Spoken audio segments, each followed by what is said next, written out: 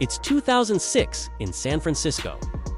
Gavin Newsom has barely finished pen-stamping his divorce papers from rising conservative star Kimberly Guilfoyle when socialite activist Kathy Wiley ropes him into a blind date. The venue, Taza Yerba Buena Center. For the arts gala crystal chandeliers, couture gowns, gallery chatter, thick with donor dollars. Gavin slouches in expecting polite small talk. Instead, he meets Jennifer Siebel, a Stanford scholar who can fillet economic policy, trade winemaking, secrets, and still quote Rumi by dessert. They swap stories about backpacking through Rwanda, ditch the ballroom for a quiet balcony, and within an hour, they're gamifying who can name more US senators who ever hiked Kilimanjaro. Sparks. Think 4th of July on overdrive. But the morning. Papers have other plans. Tabloids plastered Gavin beside a mystery 20-year-old. Paparazzi ambush Jennifer outside a cafe demanding her ID. She laughs, calls it high-octane absurdity, and shrugs it off until scandal number 2 detonates. News leaks of Gavin's old affair with his appointment secretary, who happened to be married to his campaign manager. Cable news loops the apology clip on repeat. Consultants whisper career-ending. Jennifer, who didn't even know Gavin back then, stares down the frenzy. Her verdict: "Judge the man in front of me, not the ghost in the headlines," Gavin confesses. Apologizes, refuses excuses in, she stays. Q1 blistering year of long distance, romance, red-eye flights between Sacramento committees and Jennifer's documentary shoots. 3 a.m. brainstorming on gender equity over Bluetooth driving through Big Sur. Clandestine meetups in Napa vineyards where they debate whether Pinot can ever beat Cab in a blind tasting. Then Hawaii Cliffs, Na Pali Cliffs, molten in sunset. Gavin drops to one knee, ring tucked in a surfboard wax tin because politics taught him stealth. Jennifer says yes. In July 2008, they marry on a friend's ranch in Montana under mountain blue skies, string band fiddles, and the governor of Montana officiating. Guests toast huckleberry wine while Gavin's groomsmen crack jokes about farmers' market vows. For richer, for poorer, for organic, for biodynamic.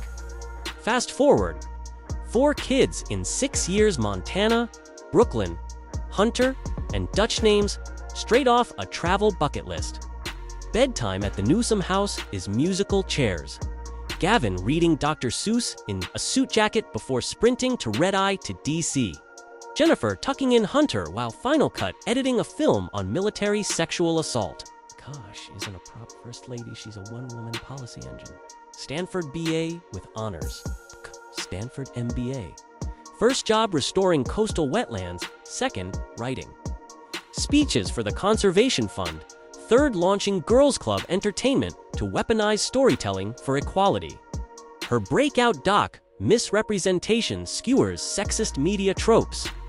The Invisible War exposes rape in the US military, rattling Congress into rewriting assault policy. Critics call her the Catherine Bigelow of gender justice. Then 2017 explodes with the hashtag #MeToo reckoning.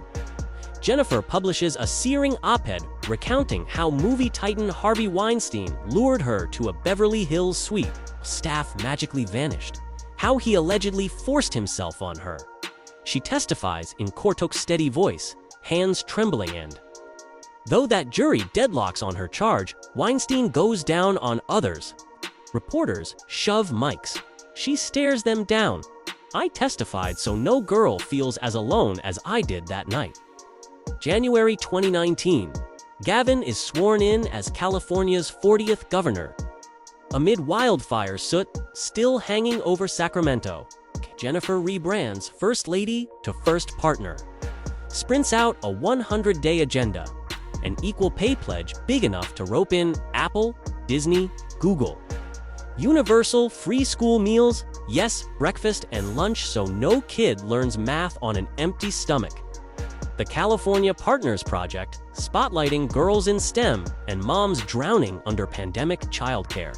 Then the Farm to School trifecta, Climate Smart, Farms supply local cafeterias, slashing carbon miles while pumping dollars into rural counties and filling lunch trays with peaches that taste like summer vacation. Gavin signs the executive order. Jennifer stands beside him, hair whipping in Delta breeze. As she tells reporters, justice tastes like a ripe tomato you grew yourself. Storm clouds gather a call, petitions over COVID shutdowns, headlines screaming about French laundry. Dinners, but the couple closes ranks. Gavin fields press conferences by day. At night, he and Jennifer powerwalk the governor's mansion porch trading notes. His wildfire mitigation bills. Her doc spotlighting teenage mental health. Staffers joke they're the state's unofficial co-governors. He writes budgets. She writes culture, and because drama loves symmetry. Rumor juices video detours to another political love story, sort of mirror universe in Vermont. Flashback to 1981. Burlington mayoral debate, Bernie Sanders railing against corporate greed. In row 2 sits Jane O'Meara, Brooklyn-born social work student. Single mom of 3 who's juggling activism with night classes. She falls for the ideas first, the man second. They dance weeks later, date on and off. Even break up for a year because she wants a ring and he wants more time picketing for fair housing. Yet Bernie keeps showing up to fix her sink, tutor her kids, drop off grocery bags. Persistence wins. They marry May 28, 1988 on North Beach. Lake Champlain waves for background vocals. Honeymoon. A gritty delegation to the Soviet city of Yaroslavl to set up a sister city program. Romance, but make it geopolitical. Jane's resume scrolls like a Rolodex, juvenile division counselor, community arts director, PhD in leadership studies at 50, then president of Burlington College. She morphs into Bernie's campaign consigliere air policy advisor. Buyer, speech, scribe, helping draft more than 50 bills. When he floats a 2016 presidential run, she groans. Do you really want to defend every sentence we've ever uttered? But soon, she's shotgunned in the minivan, live streaming rallies, whispering reminders to hydrate.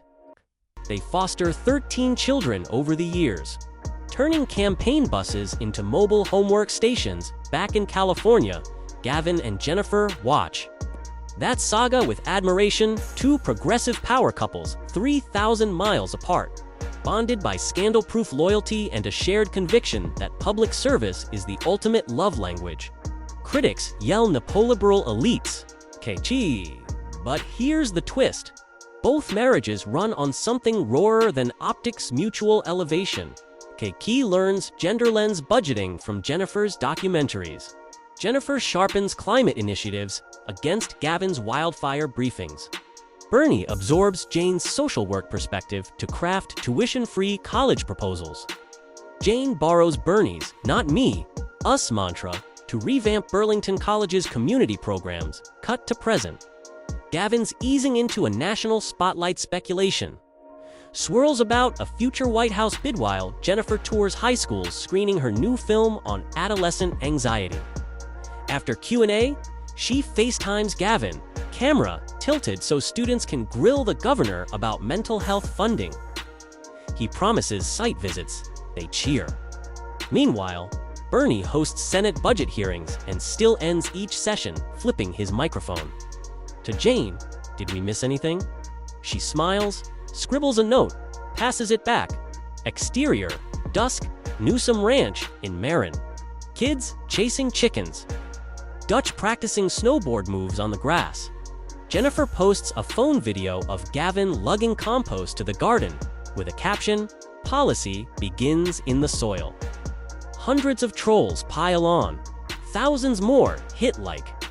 Story arcs keep unfurling. Another legislative showdown. Another doc premiere. Maybe another presidential rumor or recall attempt.